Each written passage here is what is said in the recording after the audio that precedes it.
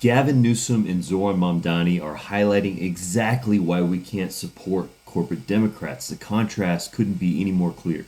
To go back in time a little bit, just really quick, Gavin Newsom jumped at the opportunity to destroy homeless encampments after the conservative Supreme Court decision in Grants Pass. He mandated that state agencies destroy encampments on state land, threatened to withhold funding from cities that didn't clear encampments, and did a video shoot of himself ever so gently tossing around people's belongings. Mamdani, on the other hand, is pledging an executive order to stop all NYPD sweeps on day one. Instead of destroying tents, he's promised to use sanitation and police funding to support Housing First vouchers, something that's actually been proven to save money because it costs more to leave people on the street.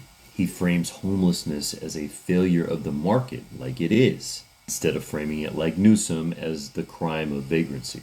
Now, in regards to immigration, under Newsom, the California Department of Corrections voluntarily notifies ICE when an undocumented inmate is about to be released, instead of letting them return to their families like a U.S. citizen would. And what's worse is that he blocked legislation to not allow this for nonviolent offenders. Because this is a huge backdoor that makes it so easy for people to just be transferred straight from state facilities to ICE, based on even minor offenses. He also refused to stop state law enforcement agencies from protecting ICE during raids. Mamdani, on the other hand, is vowing to protect all of their sanctuary laws. He's even vowing to fire any NYPD officer that works with ICE. Gavin Newsom just opposed a 5% billionaire tax that would help us make up for our loss of federal funds here in California. We all know Mamdani's ready to tax them to pay for things like housing and food. The contrast couldn't be any more clear. See, here's what happens. In one-party rule states like California and New York, there's still big-time corporate interests. These interests don't just leave when Democrats win. And they don't really support Republicans in these states because it doesn't help them.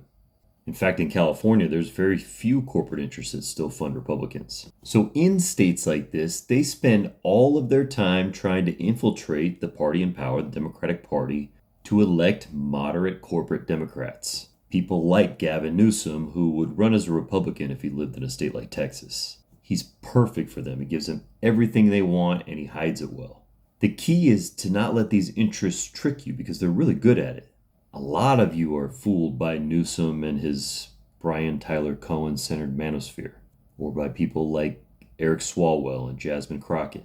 They will try to make you think that they're the real deal, but look closer.